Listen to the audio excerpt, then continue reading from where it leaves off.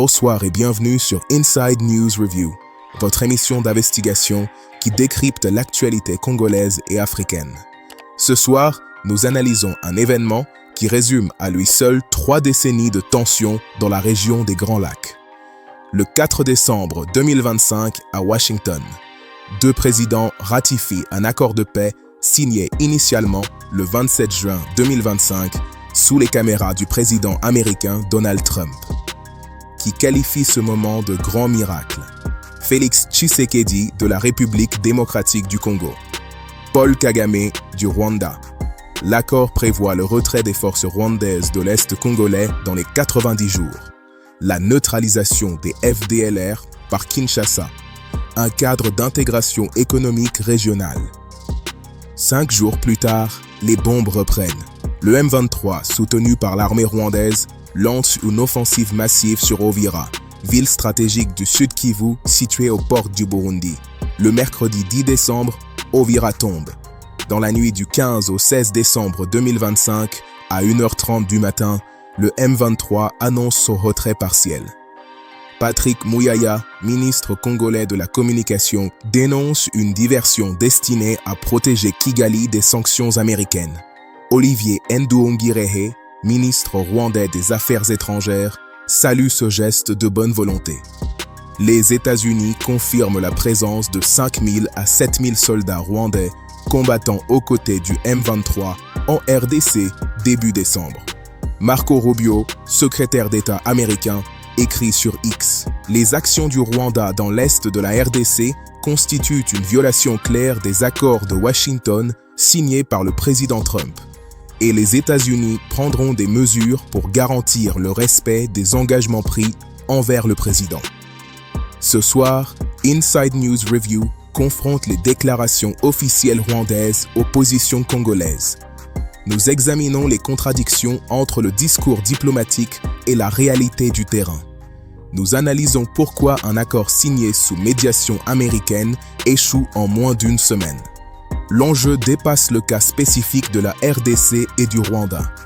Il interroge la crédibilité des processus de paix dans les zones où les intérêts économiques stratégiques entrent en conflit avec le droit international. Patrick Muyaya expose la position congolaise avec précision. Je cite: « Nous nous sommes plutôt préoccupés par la situation des intimidations et des menaces qu'ont subies nos populations ce matin du fait justement de l'action du Rwanda à travers ses supplétifs du M23. Une manifestation de mascarade qui s'est organisée sous des coups de fouet d'intimidation sur nos populations. Pour Kinshasa, l'annonce du retrait du M23 constitue un non-événement et une diversion. Le ministre rappelle la chronologie factuelle. Je cite: « Souvenez-vous que le 4 décembre, nous avons eu cette cérémonie avec le président américain. Mais juste après cette cérémonie, l'offensive s'est généralisée et il est établi par tous les rapports, y compris le dernier rapport du groupe d'experts des Nations Unies, que 7 000 au moins militaires rwandais sont engagés sur le front de la RDC. » La question centrale, pour Muyaya, reste claire. Pourquoi le M23 se propose-t-il de quitter Uvira alors que la pression internationale vise explicitement le Rwanda? L'ambassadeur américain à l'ONU, Mike Waltz, déclare au Conseil de sécurité: « Au lieu d'une avancée vers la paix, comme nous l'avons vu sous la direction du président Trump ces dernières semaines, le Rwanda mène la région vers plus d'instabilité et vers la guerre. » Patrick Muyaya souligne l'inacceptabilité de la situation au regard des accords internationaux. Je cite: « Il est inacceptable que Kigali tire des missiles à partir de son territoire sur le nôtre, sur le territoire burundais. Il est irresponsable que Kigali utilise des drones kamikazes sur des cibles civiles et à Uvira. C'est plutôt le désarroi, au contraire de ce qui nous a été montré ce matin. » Olivier Nduhungirehe construit sa défense sur une rhétorique familière. Je cite: « Le père, c'est le gouvernement congolais. Le fils, c'est les génocidaires FDLR. Et le mauvais esprit, c'est l'idéologie du génocide par laquelle des populations entières Banyamulenge se font bombarder et sont victimes d'un blocus sans que cela n'émeuve la communauté internationale. » Le ministre rwandais inverse les responsabilités. Il affirme que le cessez-le-feu impose des obligations aux deux parties. Il accuse Kinshasa de bombarder positions du M23 et village Banyamulenge depuis des mois. Il qualifie le M23 de groupe armé congolais qui opère sur le territoire congolais. Il justifie les actions rwandaises par la menace permanente des FDLR. Cette rhétorique se heurte aux faits documentés par sources multiples. Mike Waltz confirme au Conseil de sécurité que les forces de défense rwandaises ont fourni un soutien matériel, logistique et en termes d'entraînement et se battent aux côtés du M23 en RDC avec environ 5000 à 7000 troupes début décembre. Il ajoute que, ces derniers mois, le Rwanda a déployé de nombreux missiles solaires et d'autres armements lourds et sophistiqués dans le nord et le sud Kivu pour aider le M23. La confrontation révèle deux narratifs incompatibles. Kinshasa défend sa souveraineté territoriale face à une agression extérieure documentée. Kigali invoque la sécurité nationale et la protection des Tutsis congolais pour justifier son intervention militaire. Mais dire que le père, c'est le gouvernement congolais, le fils, c'est les génocidaires FDLR, n'est-ce pas accuser la RDC de pays génocidaire, voire même porter la responsabilité du génocide de 1994 au Congo démocratique, Zaïre de l'époque? Les rapports internationaux tranchent. L'ONU, les États-Unis, l'Union européenne confirment l'implication rwandaise directe dans le conflit. L'accord de Washington, signé le 27 juin 2025 et ratifié le 4 décembre 2025, prévoit la mise en œuvre d'un concept d'opération CONOPS validé le 31 octobre 2024 dans le cadre du processus de Luanda. Ce document définit les actions simultanées, neutralisation des FDLR par les FARDC, levée des mesures défensives par le Rwanda. Patrick Muyaya souligne que ce cadre existe déjà. Je cite, « Il est hors de question d'ailleurs d'analyser ce document dans son fond parce que toutes les questions sont à table à Washington. Elles ont été résolues parce qu'il y a un accord à Luanda. Il y a des discussions en cours qui vont reprendre bientôt. Pour Kinshasa, l'exigence est simple. Retrait sans condition de toutes les zones occupées par le Rwanda en RDC. Le ministre précise, je cite, « Ce que nous attendons, c'est le retrait sans condition d'ailleurs de toutes les parties occupées par le Rwanda en République démocratique du Congo, dans les jeux du père et du fils. Le fils, le M23 brigade avancée et le Rwanda, le terre. » Olivier Nehungire présente une version différente. Il affirme que l'accord de Washington comporte deux volets, sécuritaire et économique. Pour le volet paix, il insiste que les obligations rwandaises concernent la levée des mesures de défense dans le cadre du CONOPS signé le 27 juin. Cette formulation évite de reconnaître la présence militaire rwandaise en tant qu'occupation. La proposition du M23 de se retirer d'Uvira sous condition de démilitarisation et de présence d'une force neutre illustre la stratégie. Le mouvement impose des conditions alors qu'il occupe illégalement le territoire congolais. Nduhungirehe déclare être favorable à cette proposition, arguant que les retraits précédents du M23 se sont soldés par des massacres de populations civiles. Thérèse Kayikwamba Wagner, ministre congolaise des Affaires étrangères, déclare au Conseil de sécurité de l'ONU que le Rwanda a violé l'accord le jour même de sa ratification officielle. Cette accusation trouve écho dans les déclarations américaines. Marco Rubio promet samedi 14 décembre 2025 de répondre à la claire violation par le Rwanda de l'accord de paix ratifié à Washington le 4 décembre. L'histoire se répète.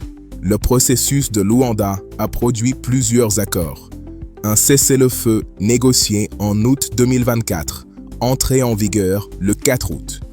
Le CONOPS, concept d'opération, finalisé le 31 octobre 2024, puis adopté lors de la 6e réunion ministérielle du 25 novembre 2024. Ces accords prévoyaient la neutralisation des FDLR, le désengagement des forces rwandaises, la mise en place de mécanismes de vérification. Les affrontements ont repris en octobre 2024, s'intensifiant à partir de décembre. Le schéma est immuable. Kigali signe des accords sous pression internationale, les viole systématiquement, justifie ses actions par la menace des FDLR, poursuit l'occupation des zones minières stratégiques, nie toute responsabilité malgré les preuves accumulées. Patrick Muyaya fournit les données concrètes. Je cite, « Aujourd'hui, nous sommes à un minimum de 200 000 personnes réfugiées et pour la seule journée du mercredi et du jeudi, il y en avait 22 000 ou 23 500 qui ont traversé à Goma. Le gouvernement congolais mobilise des ressources.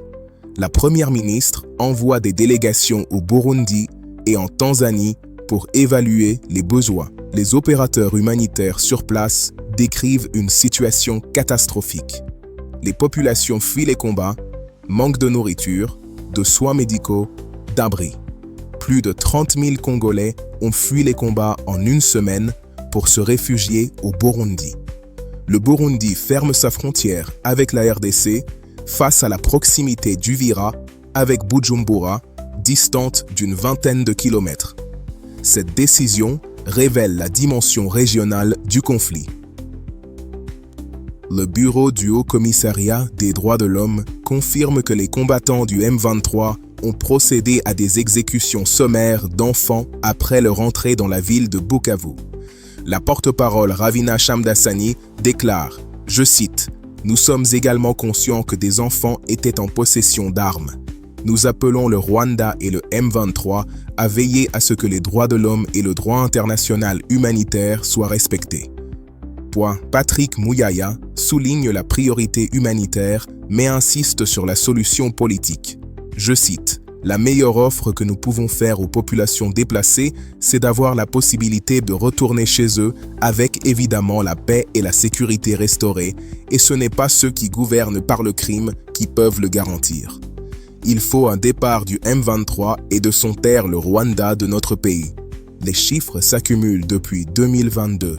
Le conflit a causé le déplacement de plus de 7 millions de réfugiés, les Nations Unies décrivant la situation comme l'une des crises humanitaires les plus longues, complexes et graves de la planète.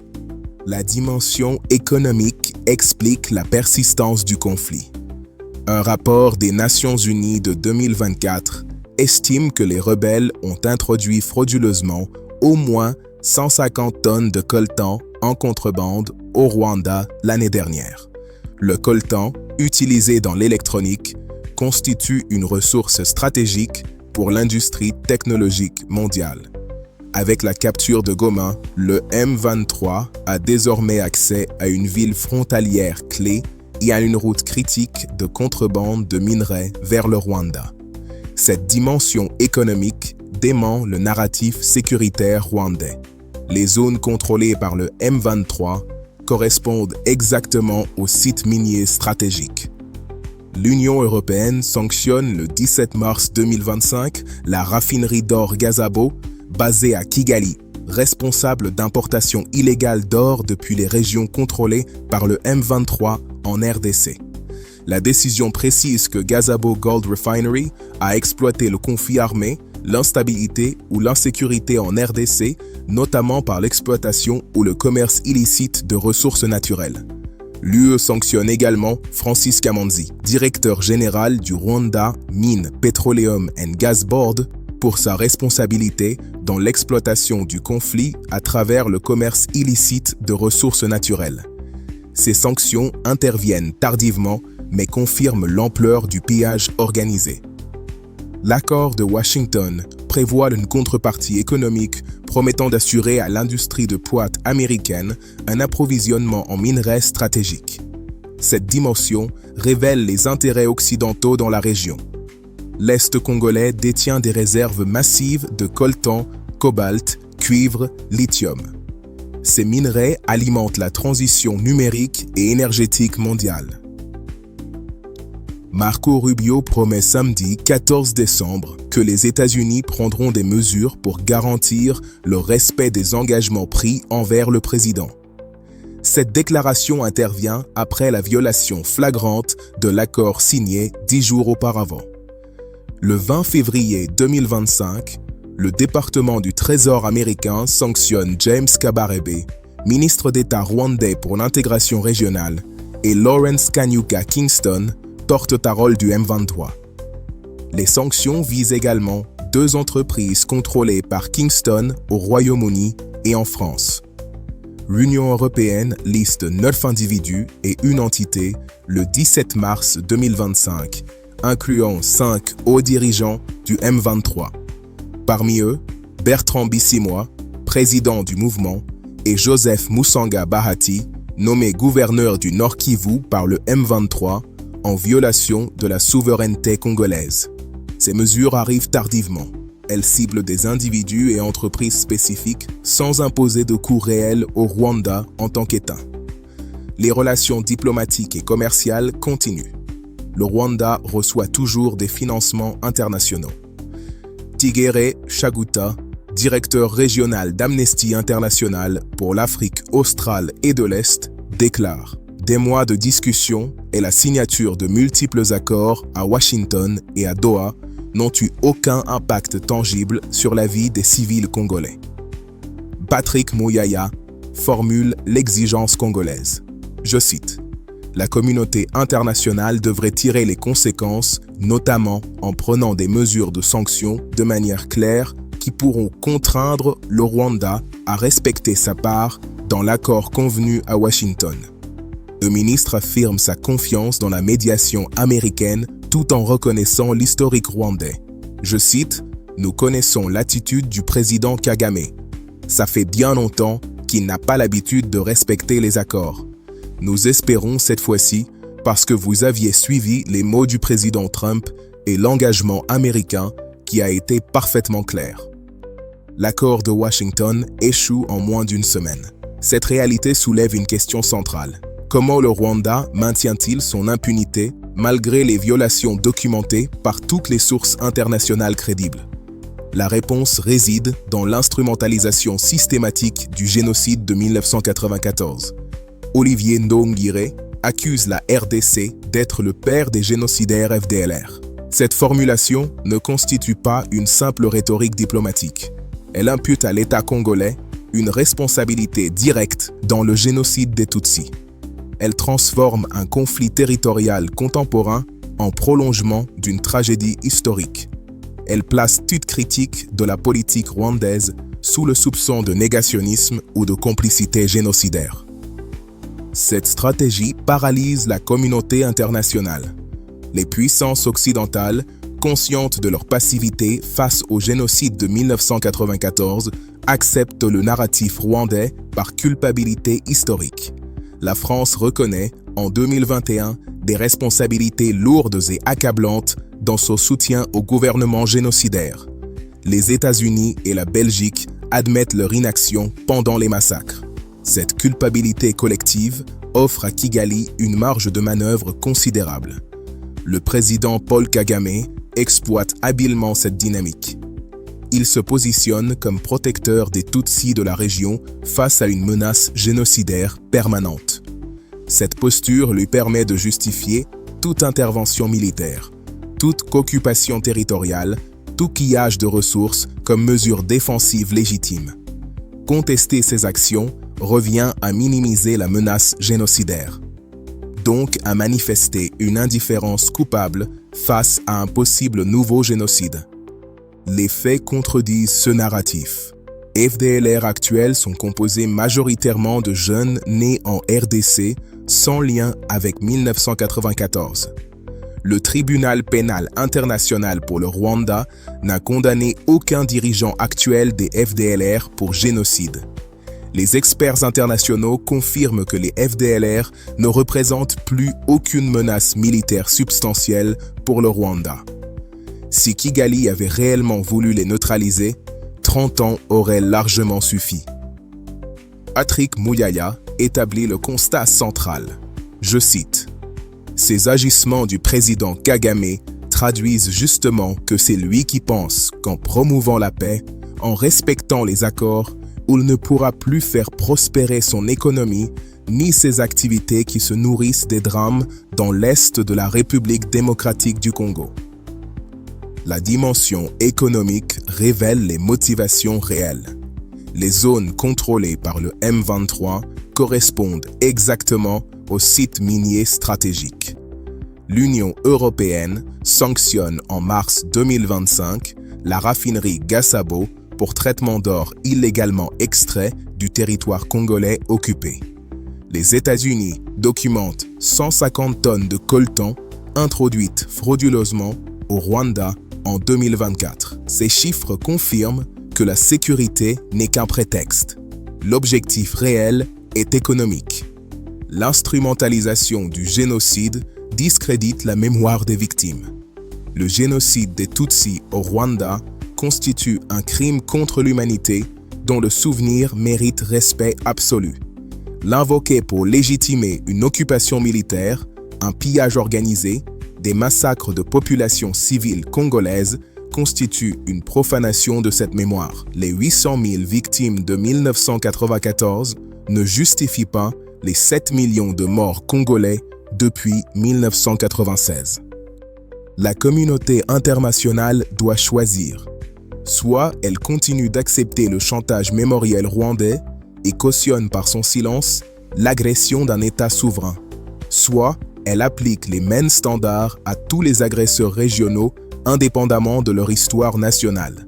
L'impunité rwandaise repose sur un double standard moral que les puissances occidentales maintiennent par confort diplomatique et intérêt économique. Jean-Pierre Lacroix, chef des opérations de maintien de la paix de l'ONU, avertit que la situation pose un risque sérieux de fragmentation progressive de la République démocratique du Congo, en particulier sa partie orientale. Cette fragmentation constitue précisément l'objectif rwandais. Contrôler durablement les zones minières de l'Est congolais sans assumer le coût politique d'une annexion formelle. L'enjeu dépasse le cas spécifique de la RDC et du Rwanda.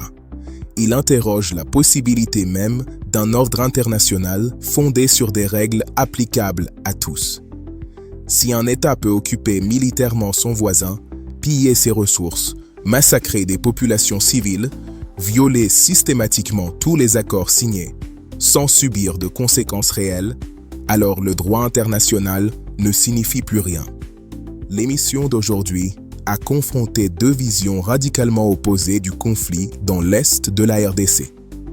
Patrick Mouyaya expose la position congolaise, retrait sans condition des forces rwandaises, application de la résolution 2773 du Conseil de sécurité, respect des accords de Washington et Luanda, sanctions internationales effectives contre Kigali. Olivier Nkurungire défend la position rwandaise par une accusation gravissime. En qualifiant le gouvernement congolais de père des génocidaires FDLR, il impute à l'État congolais une responsabilité dans le génocide de 1994. Cette instrumentalisation du génocide constitue l'arme principale de la stratégie diplomatique rwandaise. Elle paralyse la communauté internationale par culpabilité historique.